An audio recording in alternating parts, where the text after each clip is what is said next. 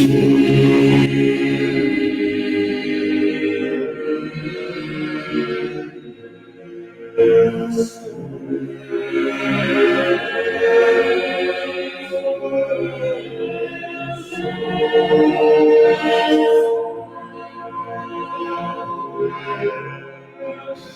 mí ya puedes hacerlo. Ecos de la Antigüedad presenta aquí la visita de nuestro maestro José Ignacio Urquiola Permisán para ver temas relacionados con la Fundación de Querétaro.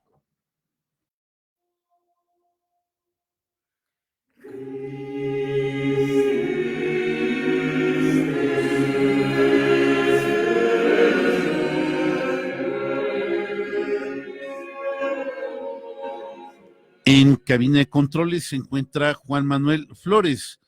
Nuestro panel está integrado de la siguiente manera: José Quesada Fox, Esteban Galván Recendis, Mauro Rivera Montaño tomando el video para Facebook, Alonso Santamaría en la conducción, por supuesto nuestro distinguido invitado José Urquiola Permisán, y les habla al micrófono un servidor, Raúl Rodríguez Lucio.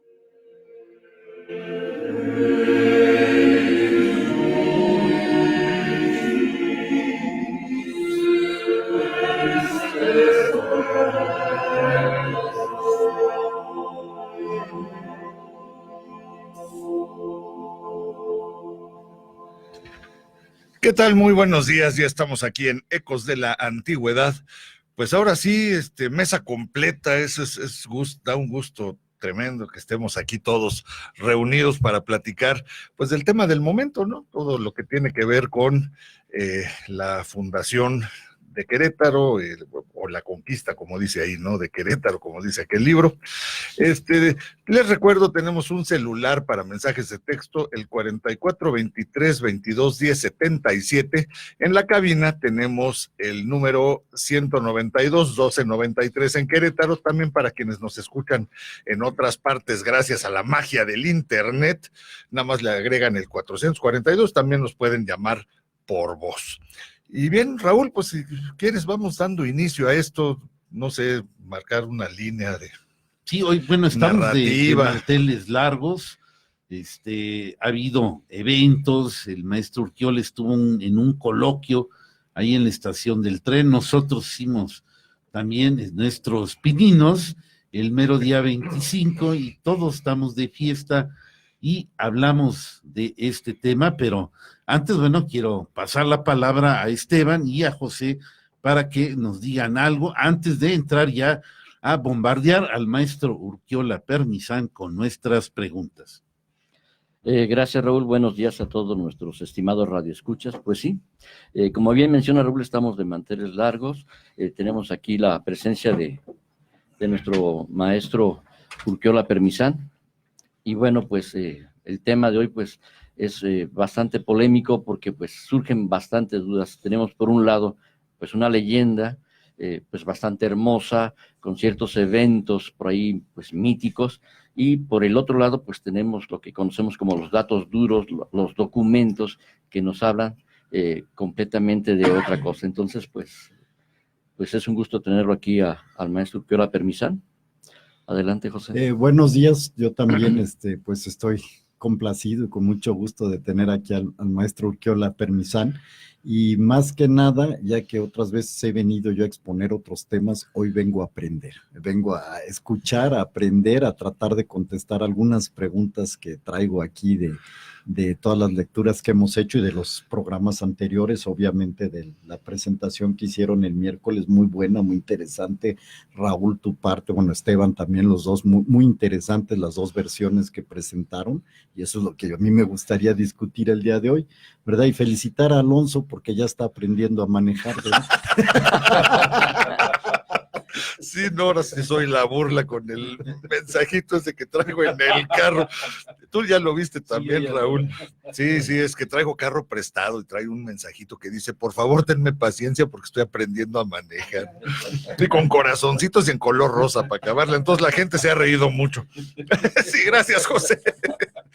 Muy bien. Pues mira, a mí me gustaría tomar un par de minutos para que pongamos un poquito de contexto, como ahora sí que como le hicimos aquel miércoles que menciona José, de cómo era Querétaro, dónde está, qué era Querétaro en esos tiempos, y ya sobre eso se arrancan los que de verdad saben, ¿no? Que son pues ustedes cuatro, yo soy aquí más bien el que apoya. Básicamente lo que vale la pena que todos tengamos visualizado para comprender mejor estas historias, tanto la tradicional como lo nuevo que ha salido, es que Querétaro por un lado era una frontera entre dos imperios previo a la llegada de los españoles, y eran tierras que se estaban peleando desde entonces. O sea, por un lado el imperio mexica quería extender sus dominios, el Tarasco también, pero para el otro lado, y yo calculo, y ahí sí ustedes me pueden corregir, que si lo viéramos como en línea medio recta, que más bien medio curvita, sería un tramo de unos 60 o hasta 100 kilómetros, que era una tierra donde no dominaba ninguno de los dos.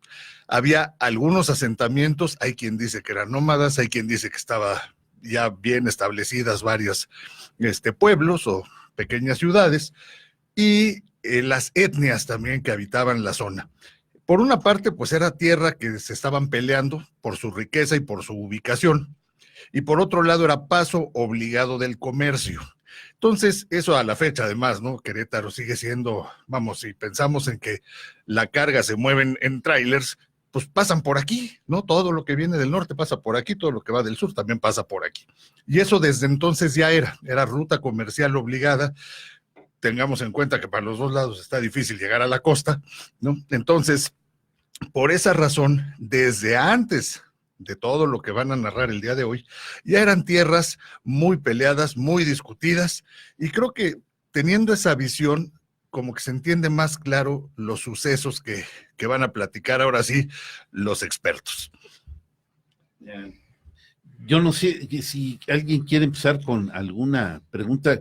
José hizo la tarea y tiene preguntas. Si quieres, José, tu primera pregunta. Bueno, miren, la primera pregunta que yo tengo es la de la segunda versión, ¿verdad? La versión que tú describiste ya, lo que es la guerra, bueno, ¿cómo se llama? La conquista de la Nueva Galicia, o sea, los representantes de la Nueva Galicia, que es lo que realmente hay una batalla. ¿Realmente hubo batalla? ¿Y de qué lado estaba Conino, ¿cómo es Nanacatli? Que esa es la segunda pregunta. ¿Cómo sabemos que Nanacatli es Conín? La pregunta es a mí. Seguramente. O si no, ¿para qué? Ahora sí, tú vas a ser el blanco de todos los balazos. Tú encontraste sus documentos. Bueno, yo quiero retomar el punto de partida que nos comentaban acá. La idea de frontera, tal como se ha ido un poco desarrollando en relación a esta parte del territorio, en principio es una frontera que decimos ecológica. Es decir, es una frontera que tiene que ver con las condiciones que ofrece el lugar para mantener o no una agricultura viable, más o menos, no digo segura, pero más o menos confiable, y que tiene que ver con la cantidad de pluviosidad que se movía durante el año, no solo cantidad, sino frecuencia. Y si te cae un chaparrón y ahí se vino todo el agua, pues tampoco sirve. Muy al estilo queretano, que llueve lo de todo el año en una semana, ¿no? Eso quiere decir que la frontera no es exactamente una línea como un río o una cadena montañosa, sino que es un espacio bastante flexible que avanza y retrocede un poco de acuerdo a cambios potenciales que hubo en el medio, vamos a decir, el medio ambiente. Pero de repente hubo alguien que se preguntó si ciertos avances que se manifiestan pues bastante antes del periodo de contacto, ¿qué tuvo que ver ahí? Es decir, si hubo así como un cambio drástico especial. Y no, aparentemente ciertos avances que se dieron también sobre esa misma frontera tuvo que ver con el atractivo que reflejó la obtención de ciertos productos, como fueron ciertos tipos de piedras, llamémosle preciosas. Piedras preciosas son porque nosotros le damos el valor de precioso, no porque en sí mismo. Porque son piedras por sí mismas. Porque No siguen siendo piedras. Sí, no es intrínseco.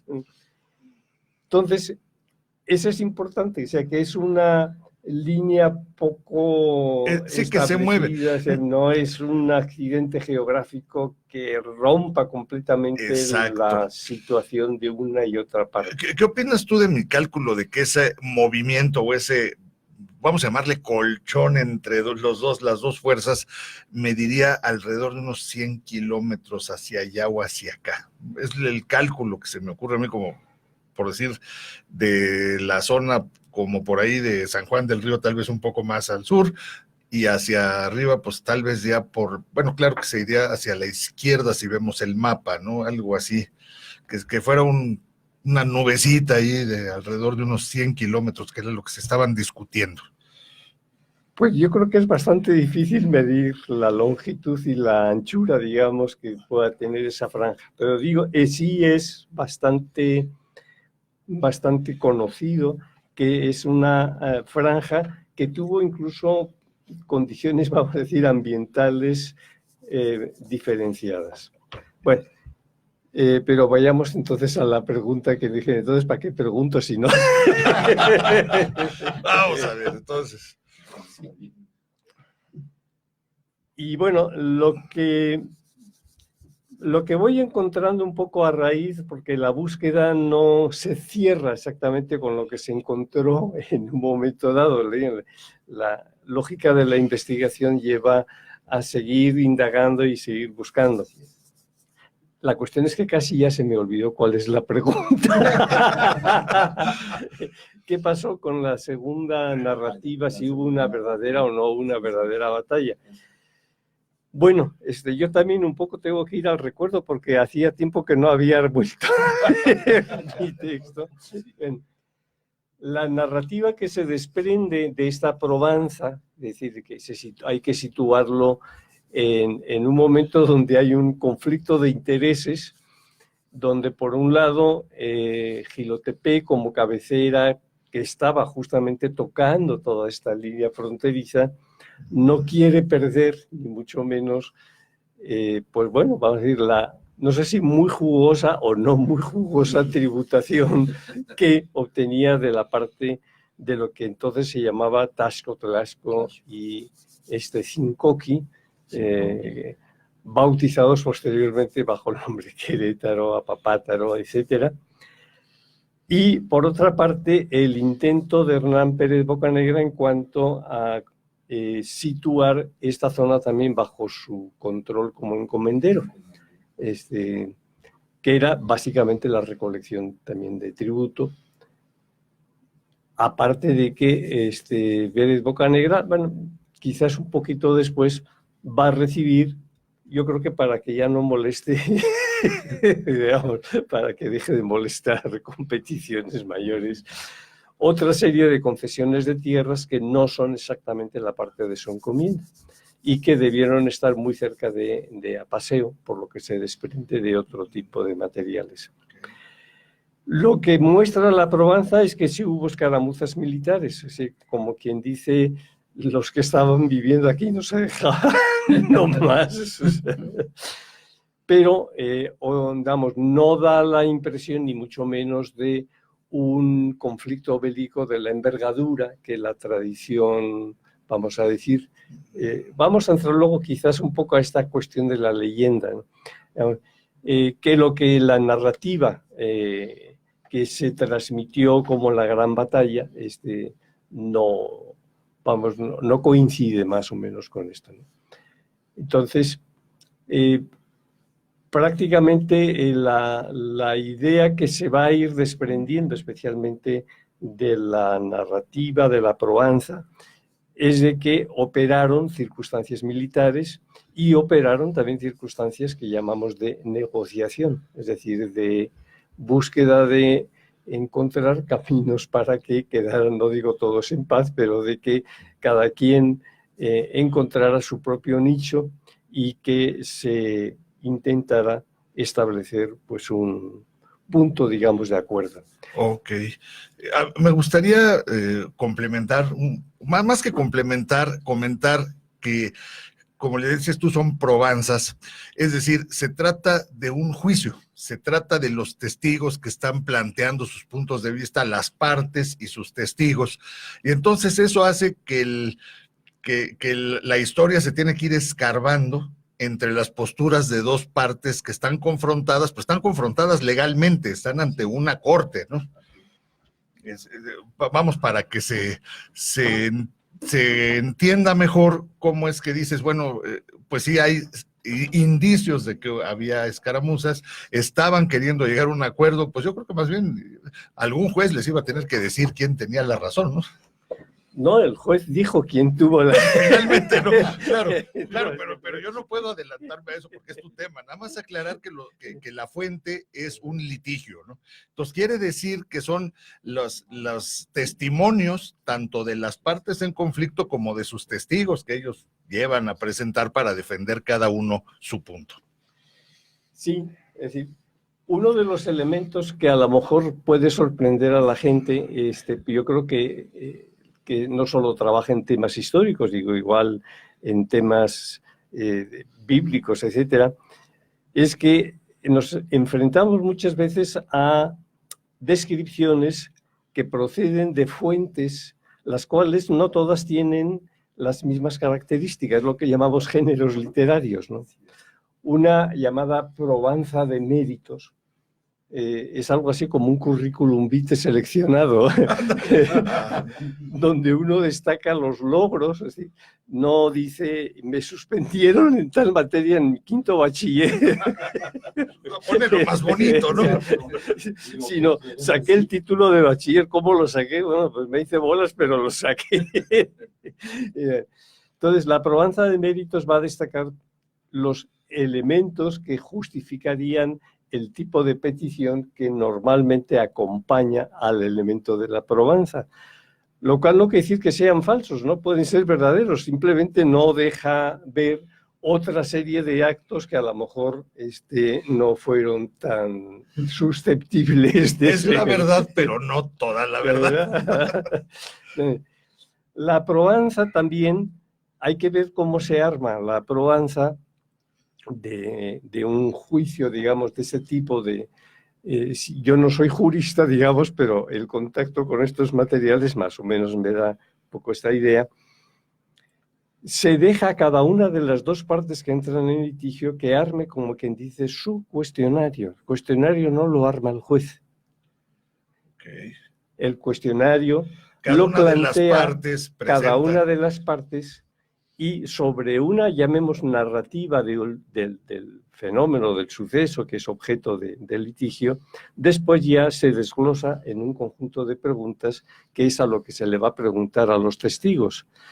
Y el testigo puede ser a veces muy parco en su exposición, es decir, bueno, prácticamente sí, no, tal, o se puede extender bastante por lo que sea en la respuesta, ¿no? Ahora, entonces, ¿en qué años se dan este litigio, digamos, más en qué fechas es que se está llevando adelante? Híjole, tengo que ir al libro, pero... A ver, Raúl, tú... 1535 empieza prácticamente el litigio, que tiene dos etapas, o sea, hay una etapa, llamemos, que se hace dentro del territorio que está siendo objeto de litigio, y bajo una modalidad que yo no conozco si eso fue común a otros litigios, porque aquí el juez es prácticamente el itinerante, es decir, el juez va a los diferentes, bueno, va al relator que va tomando nota de las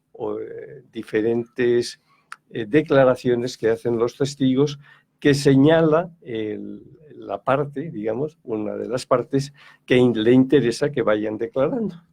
Y como son de un territorio bastante, bueno, obliga esto a que se tomen las declaraciones. Es decir, no van a la Ciudad de México, por decir algo, o no se hace el juicio en Querétaro, no, se va tomando las declaraciones en los diferentes puntos donde están los testigos. Es decir, no citan a los testigos, sino que van y los buscan. Sí, y toman las Está bien declaraciones en sus sitios. Mira, está interesante, ¿eh? Esa no- Sí, se oye muy bien, ¿no? Que este aparato, pues que está viendo, juzgando el asunto, se esté moviendo a donde están los testigos. Bueno, no es como ahorita, ¿no? No, Si no, hay aquí te dicen, algún tienes lugar que en estar específico. a tal hora y tal día y se acabó, ¿no? Y si no te presentas, te castigamos. Sí. Ujú.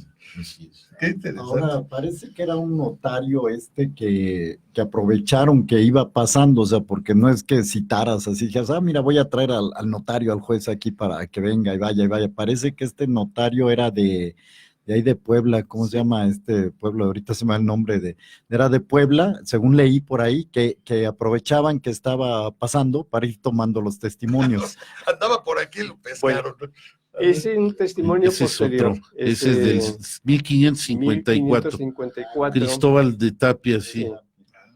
Que es, bueno, yo diría, no sé si desafortunada o no, el título bajo el cual se presentó o se publicó esos que son 3 documentos, es como relación de los caciques de Jilotepec y relación De los caciques de Chichimecas, ¿no? De Tlaxco, algo así.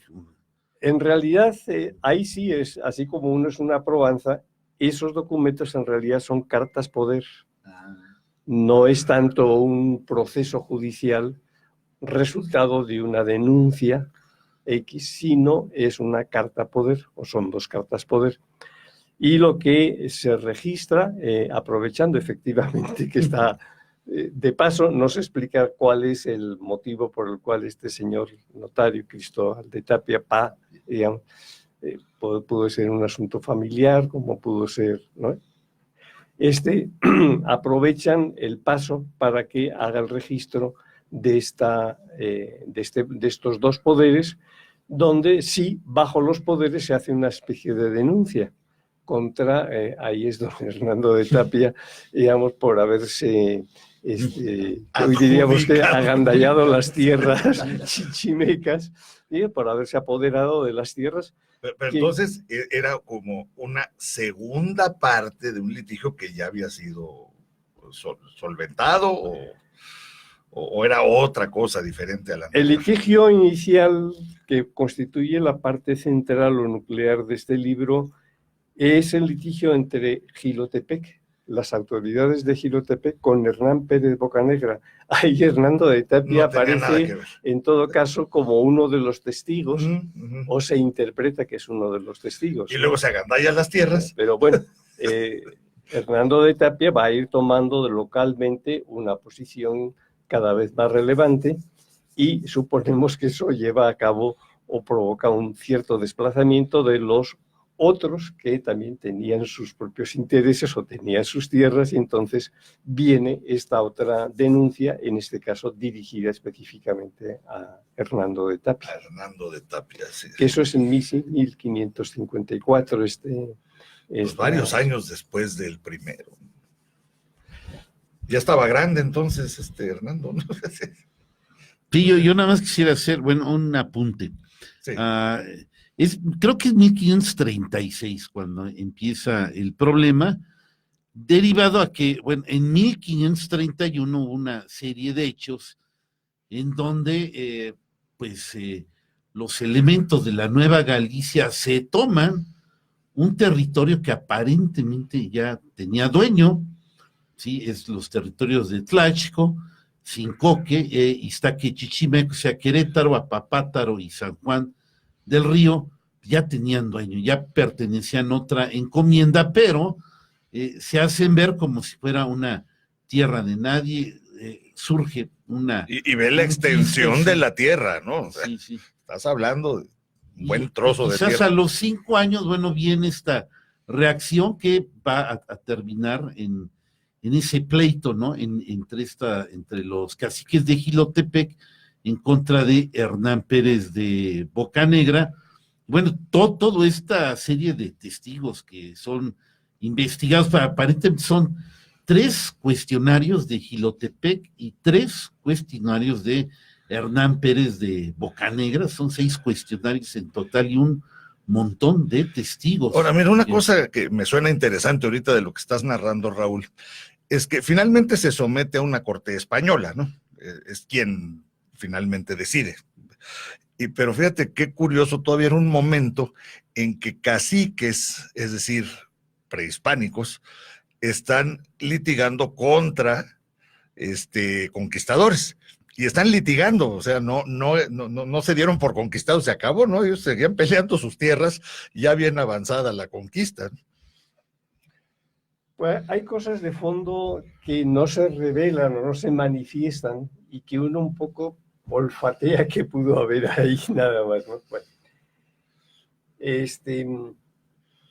efectivamente, lo que manifiesta este tipo de actos, sucesos, etcétera, es, por un lado, todo el intento de Nuño de Guzmán por establecer un territorio de la cual él había previsto ser, bueno, y fue nombrado en su momento gobernador, pero ya para estos años ya estaba un poco de caída, en competencia con lo que había sido el territorio conquistado por Hernán Cortés. O sea, es un poco como que querría tener su contraparte y define, digamos, o trata de establecer una línea de control que iría prácticamente desde la zona de Jalisco hasta Pánuco. Y bueno, eso es lo que aparentemente lleva a un cierto movimiento de grupos expedicionarios que no eran muy numerosos, digamos. Pensemos que en esta época no había tanta gente disponible, digamos, para realizar no solamente actos militares, sino había poca gente, en realidad. Y aparentemente esto es lo que llevaría al interés por tener también el control o el acceso o establecer, decir, bueno, esto ya forma parte de mi territorio, etcétera, para constituir esto que sería la Nueva Galicia, todo este territorio. Y no se lo dejan tan claro el asunto. Lo que llama la atención mucho es que siendo relativamente poco tiempo después este proceso, esta probanza, toda la parte, digamos, que maneja el interrogatorio, la serie de testigos por parte de Jilotepec, pues resulta, en términos de peso de probanza, como que pues bastante poco, digamos, como que no solo son menos preguntas, son 6, 7 preguntas lo que hace, número de testigos tampoco son extremadamente abundantes, frente a la apabullante demostración de parte de Hernán Pérez Bocanegra, que trae pues prácticamente testigos de todas partes, bueno, lleva, y son prácticamente como 20 preguntas las que desarrolla. O sea, tenía mejores abogados. Pero no le sirvió. Bueno, pero tenía mejores abogados. No eran tan buenos abogados. No le sirvió. Posiblemente no porque la base informativa que se desprende de ahí fuera incorrecta, sino porque lo que estaba detrás era que ya Nuño de Guzmán había caído en desgracia. O sea, fue más político que judicial el proceso. Bueno, esa es la interpretación que damos. Okay. Y la lógica en cuanto a por qué hay una definición, diríamos, ¿por qué? Porque querían defender especialmente a la población indígena. Yo no creo en ese tipo de bondades, ¿no? Sino básicamente en cuanto que se trataba de limitar el poder que había adquirido y que detentaba en este momento Nuño de Guzmán y que ya no era bien visto, o sea, ya la segunda audiencia ya había caído encima y ya estaba el asunto pues muy planchado, podríamos decir. Ya lo habían planchado por otro lado. Bueno, por supuesto vestido de causa noble, ¿no? Sí, nadie va a decir, no, esto lo hago por... Y bueno, la defensa, buena parte de la defensa de Hernán Pérez Bocanegra en toda esta probanza es de que a él lo había puesto en esta situación justamente Nuño de Guzmán, cuando se encuentra que los primeros receptores de esa encomienda de hacerse cargo de estos dos lugares, pues se habían regresado a sus respectivos domicilios porque no encontraban en este espacio condiciones favorables, ya sea porque había una animosidad o porque aquello no daba, digamos, en términos de tributación lo que esperaban recibir. Y entonces, dada un poco la proximidad en cuanto a la encomienda que tenía de Acámbaro, se le otorga y recibe directamente del Nuño de Guzmán la comisión, diríamos hoy, de hacerse cargo de esta zona. De esta zona. Ok, bueno, pues mira, ya el planteamiento ha estado interesantísimo. Vamos a hacer una pausa porque ya llegamos a la mitad del programa. Ay, saludos, Fíjate que estoy checando aquí. En mi pantalla no me aparece, pero bueno, de todas maneras, a todas aquellas personas que hoy nos acompañan, tanto por Facebook como por la radio, sí, lo que pasa es que yo no sé si se me trabó aquí, no veo, no veo quién, sé que hay personas que nos están viendo, pero no sé quiénes, entonces, a todos ellos, de veras, mira, ya, muchas gracias, Esteban. Joaquín Roux. Joaquín Roura, sí, ahí de la estación del tren. Sí, Rafael Joaquín Salcedo Fernández, Leticia Margarita Carrera Galopín, Maribel, pero oye, no, ustedes, Alonso, ¿dónde están viendo ustedes? Herrera Franco, no, Gabriel Tor. No, es que ustedes Ustedes están en la transmisión de Ecos, ¿no? Sí, yo estoy en la de aquí, en la del radio. Alonso, pues no. Yo estoy viendo es que la oficial de aquí de Radio Guaco. Nuestro amigo Mauro aquí, pues con razón. Sí, claro. Yo estoy viendo la versión alternativa. Julio A. o al revés, la oficial. José Antonio Mendoza Pesquera y Martín Hernández, creo que son todos. Ok. Pues muchas gracias. No, pues con razón yo no veo ninguno, yo estoy viendo la otra transmisión. Cámbiate ya bueno, pues muchas gracias por estarnos acompañando a todos y ahorita me cambio a la transmisión de Mauro y por lo pronto vamos a hacer la pausa, identificación de la estación y un poquito de música.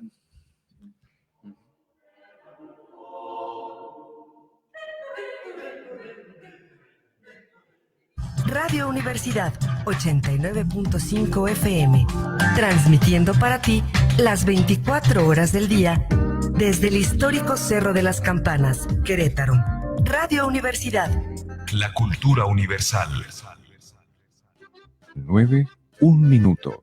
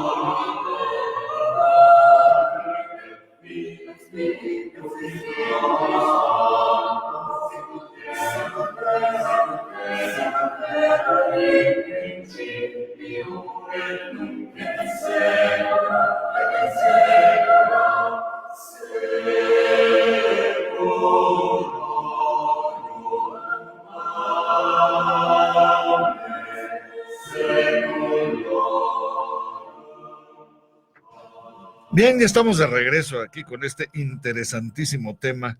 Ya pues, dimos bastantes antecedentes, algo de la narrativa. Te recuerdo, celular para mensajes de texto 4423-2210-77, el teléfono en cabina para hablar, dejar algún mensaje, el 192-1293 en Querétaro. Y bueno, pues vamos a continuar, ahora sí que adelante. Me gustaría hacer le alguna toca hablar pregunta, Esteban, maestro, porque ha estado muy calladito. No, aprendiendo, definitivamente escuchando, pero bueno, tengo una duda. La encomienda de Acámbaro originalmente pertenecía a la Nueva España, y si es así, ¿por qué en estos pleitos no se discutió también esto? Porque, bueno, sabemos que Acámbaro, o es lo que nos dicen, se fundó en 1526, 5 años antes que Querétaro, y generalmente la tratamos como encomienda de la Nueva Galicia, y en el 26 la Nueva Galicia, pero ni en sueños. Inclusive Nuño Beltrán, pues, venía apenas rumbo a América. Entonces... ¿Cuál es la duda? La duda es, La Nueva España. sí, ¿a quién pertenecía realmente? ¿A quién pertenecía? Y si era propia posible, de la Nueva España. porque o si era de la Nueva Galicia, España, sí. Nuño Guzmán, pues entonces estaba invadiendo terrenos que no eran básicamente, o estaban solos. Bueno, Acámbaro, si yo no recuerdo mal, pertenecía en cierta forma al territorio que correspondía a la Nueva España. Pero sí va a estar justamente en la zona de frontera. Y de hecho, la relación de Acámbaro, lo que trae, lo que manifiesta, es de que hubo una incorporación de gentes de diferentes etnias, como participantes un poco de la formación, desarrollo, incluso en la forma de gobierno. Es decir, que había una mezcla, digamos, de grupos diferentes. Estamos en una fase y en una etapa un poco bastante difusa. Otro fenómeno que se manifiesta al respecto y que es lo que sí se publica en esto, ese digamos, lío que se organiza cuando desde dos, vamos a decir, puntos diferentes se otorga a dos diferentes personas, en este caso, y se le otorga el nombramiento de alcalde mayor, y de repente se encuentran los dos y dicen, ¿y tú qué haces aquí? Y no, pues yo soy aquí el alcalde mayor. Y no, pues el alcalde mayor soy yo. Que es lo que obliga después a un poco establecer, un poco a dar marcha atrás y decir, bueno, ¿cómo se explica o por qué la Nueva Galicia participa o entra, en este caso, a establecer un nombramiento de alcalde mayor en Comanja, cerquita de León, vamos, prácticamente en territorio que se supondría habría sido ya también parte de la conquista que estarían dilucidando entre, por un lado, Nuño de Guzmán y por otro lado, los destacamentos o lo que habría mandado a su vez el grupo de la Nueva España. Entonces, estamos en una zona de confusión. Es decir, una zona donde se están, por un lado, compartiendo y que poco según cómo se va así, vamos, se va un poco afilando la parte política, va a su vez definiendo también el predominio que una u otra, digamos, de las dos áreas va a tener en cuanto a control territorial.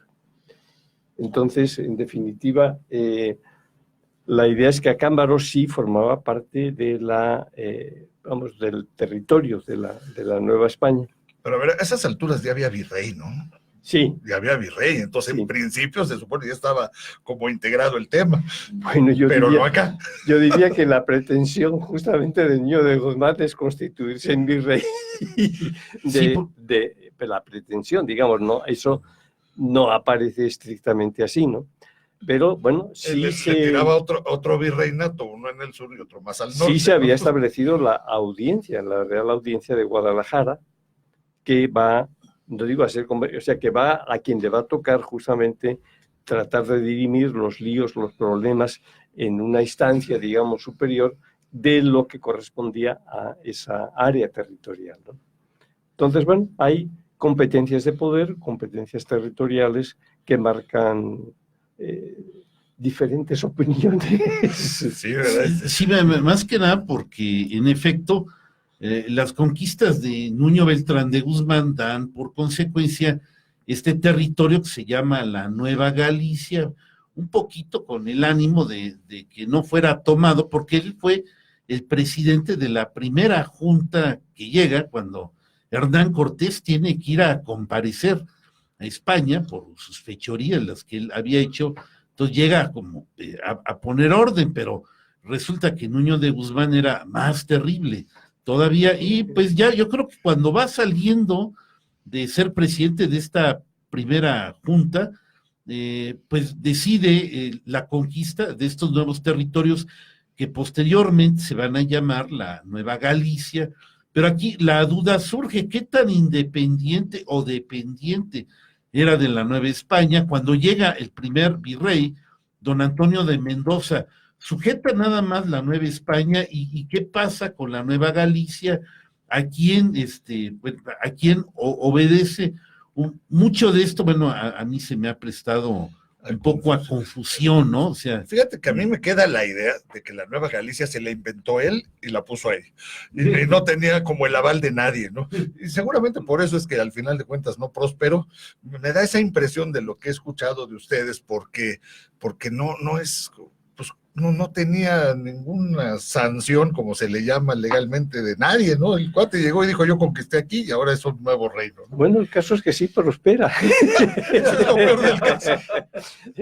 El personaje como tal, no. O sea, Nuño de Guzmán entra, digamos, en picada política y no.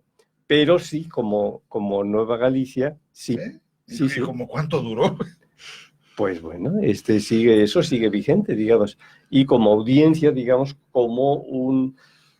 La cuestión es qué tipo de competencias y cómo funcionaban las competencias, porque nosotros tenemos como una imagen muy vertical del asunto, ¿no? En la cabeza está y de ahí se desprende estos otros que a su vez tienen estos otros... Totalmente jerárquica, sí.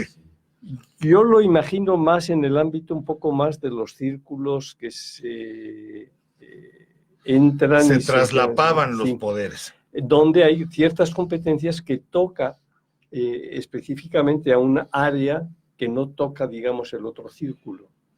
Y puede haber puntos donde el cruce justamente de los dos círculos crea un ámbito bastante difuso o poco clarificador.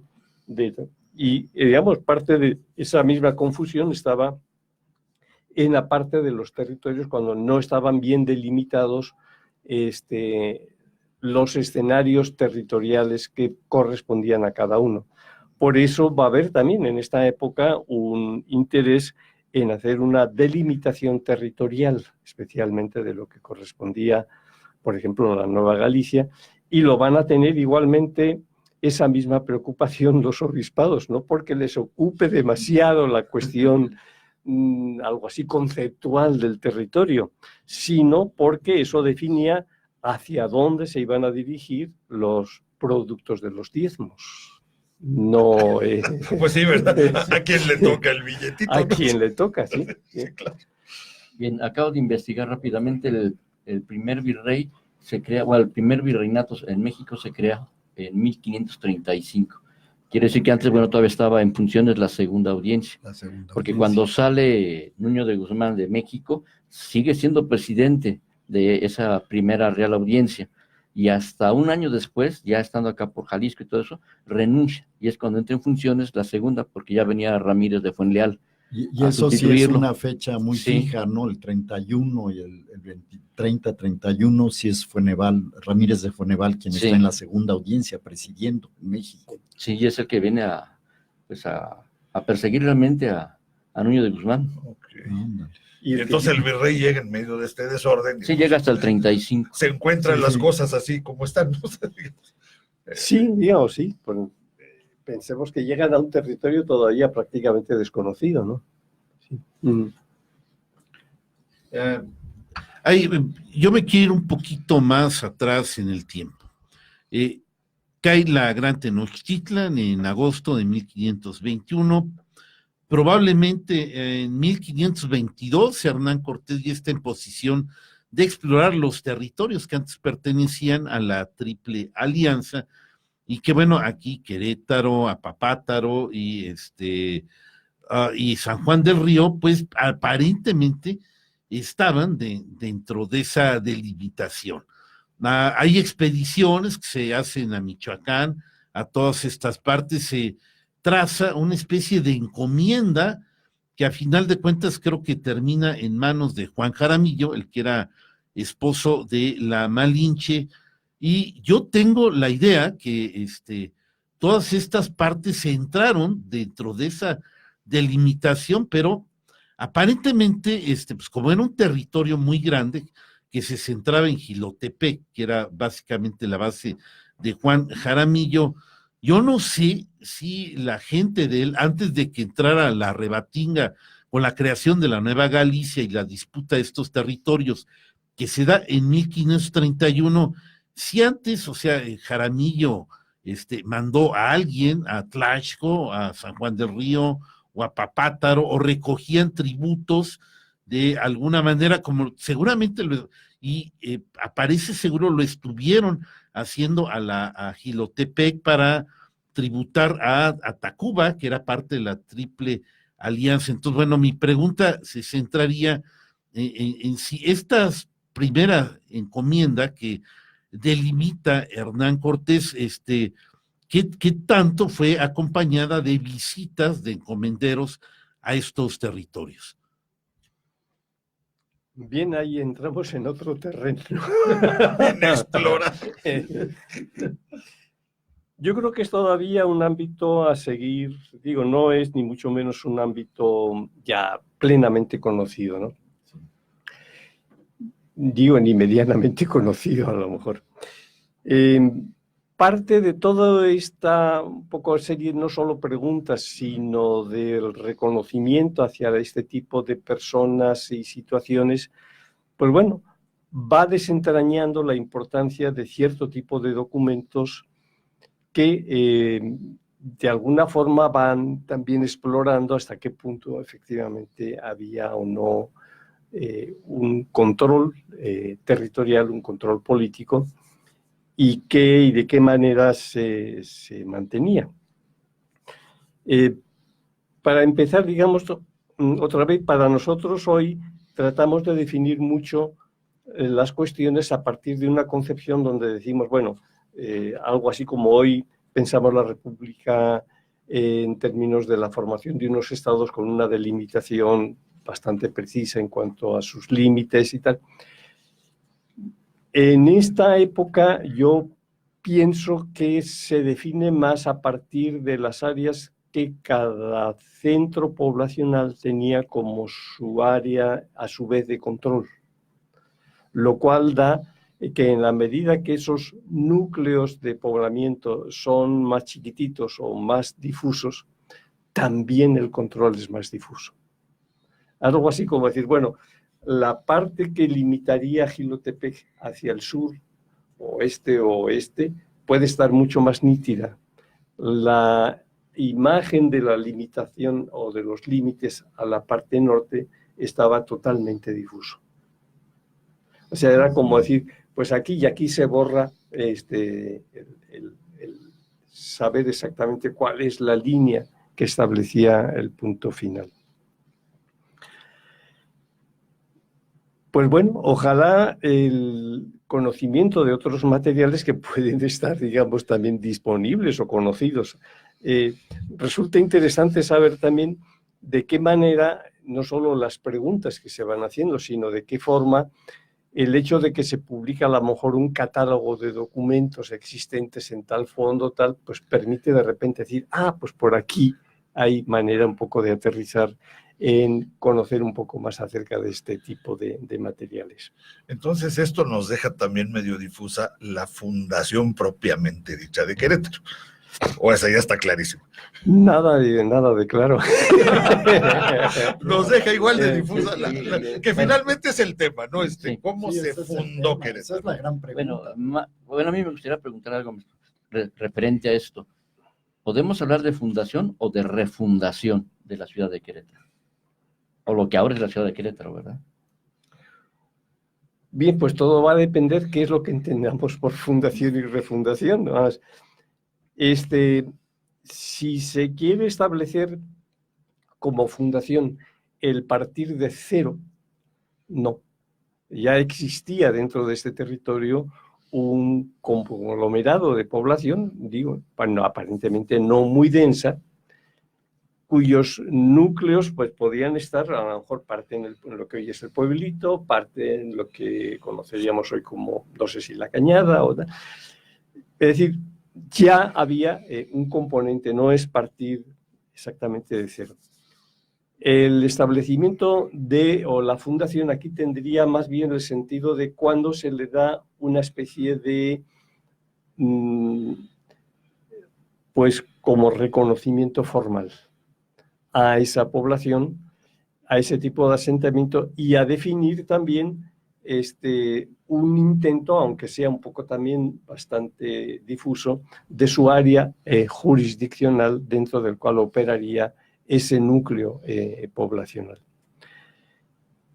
La cuestión es que esa misma condición inicial también, bueno, está envuelta dentro de una narrativa donde pues ha funcionado tanto, digamos, unos van a decir el mito de fundación, otros hablan de la leyenda de fundación. Yo lo sitúo más en el ámbito de la leyenda que del mito. Y una narrativa a su vez que ha establecido una serie de conexiones con fenómenos cuyo contenido histórico pues cada vez resulta más difícil de que pueda ser sostenido, ¿no? O sea, una narrativa donde se plantea un componente chichimeca, digamos, a gran escala, con una concepción de militar totalmente distinta a lo que es el común de lo que después se va a desprender en otro tipo de materiales, no chica, digamos, con esto, ¿no? Pero, bueno, es lo que la tradición, posiblemente oral, generó, en cierta forma, como para explicar la fase inicial de su establecimiento y en términos quizás de defender una serie de elementos de su propia identidad como poblamiento indígena y como núcleo que en su momento pues manifestó un deseo de estar ahí y de permanecer ahí, ¿no? Maestro, no se mire ya el tiempo como que empieza a apretar, no sé cuánto nos quedan, 3 minutos. 3 minutos. No, nos gustaría ver si puedes venir el siguiente sábado, vamos a ver, ojalá y puedas para ya entrar a describir un poco, organizar lo que se dijo en ese pleito de 1536, que dura creo que hasta 1540, aproximadamente 41. Lo que dijeron los testigos, y podemos sacar algo en claro de la información que va saliendo o se ha podido organizar de este litigio que se da entre Hernán Pérez de Bocanegra y el cacique de Jilotepec, evidentemente apoyado por Juan de Jaramillo, que le convenía que ganara, puesto que la encomienda quedaría para él. ¿Y qué podemos sacar de esa información ya entrando, ahora sí como quien dice, en materia? Pues con mucho gusto. Que al aire te he comprometido. bueno, pues de acuerdo, hay ocasión, digamos, para poder otra vez un poco sacar a luz lo que se manifiesta en este tipo de materiales que, bueno, son también bastante coincidentes con lo que se manifiesta dentro de otro pleito también de gran escala. Ese duró todavía más tiempo, cerca de 50 años, que es lo que se llamó el pleito grande, y que da lugar justamente a otra serie de probanzas, declaraciones, pero donde, entre otras cuestiones también, sin que hayamos podido todavía terminar la transcripción, es un documento de cerca de 1000 y pico páginas. Entonces, no es así como para comentarlo en un ratito, pero que manifiestan etapas distintas de toda una situación donde justamente se está tratando de marcar la delimitación territorial, fundamentalmente para saber a quién pertenecían y a quién no los respectivos diezmos, ¿no? Que tampoco no pensemos que fuera, digamos, algo así como el petróleo de la época, ¿no? Pero bueno, en términos de una situación a largo plazo, a 20 años vista o algo así, esas cantidades que se diezmaban, pues sí, tenían un significado. Pero sobre todo era un poco marcar hasta dónde justamente era el espacio de control que podía tener cada uno de los obispados. Y justamente en el caso de Valladolid, pues Vasco de Quiroga, que era jurista, no dejó el asunto que se le fuera de las manos así como cualquier cosa, sino que, va a entrar, digamos, va a pelearlo, y va a manifestar un poco toda su formación de abogado para poco continuar y delimitar la posición que representaba o lo que podía representar para el obispado de Michoacán. Uh-huh. Bien, pues hemos llegado al final. Raúl, por favor, despide el programa y agradece a todos los presentes. En fin, yo no sé, tú, yo no tengo, tú no, tienes no, ahí, no. Sí hay bueno, pues el siguiente sábado te esperamos para entrar en materia, ¿no? De lo que podemos sacar de datos de los testigos, ¿no? De este litigio, a ver qué podemos organizar con toda esta serie de información que hay. Y, sí, por ejemplo, otra de las cuestiones, siempre nos ha llamado la atención cuáles han sido un poco las bases documentales que sirvieron para fundamentar este otro personaje que históricamente de repente se valora en términos positivos y de repente lo lanzan del espacio local como si fuera, digamos, un Nicolás de San Luis Montañés. Sí, está bien. Esa es otra pregunta que yo tenía. Muy bien, pues ya el tiempo se nos terminó. Gracias a todos, gracias, y nos vemos hasta la próxima.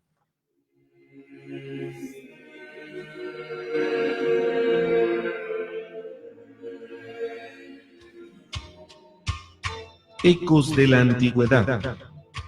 El aprendizaje del hombre en su recorrido por la historia a través del tiempo. Análisis, reflexiones, leyendas, tradiciones y mitos desde una óptica diferente. Una producción de Raúl Rodríguez Lucio para Radio Universidad. Radio Universidad 89.5 FM, transmitiendo para ti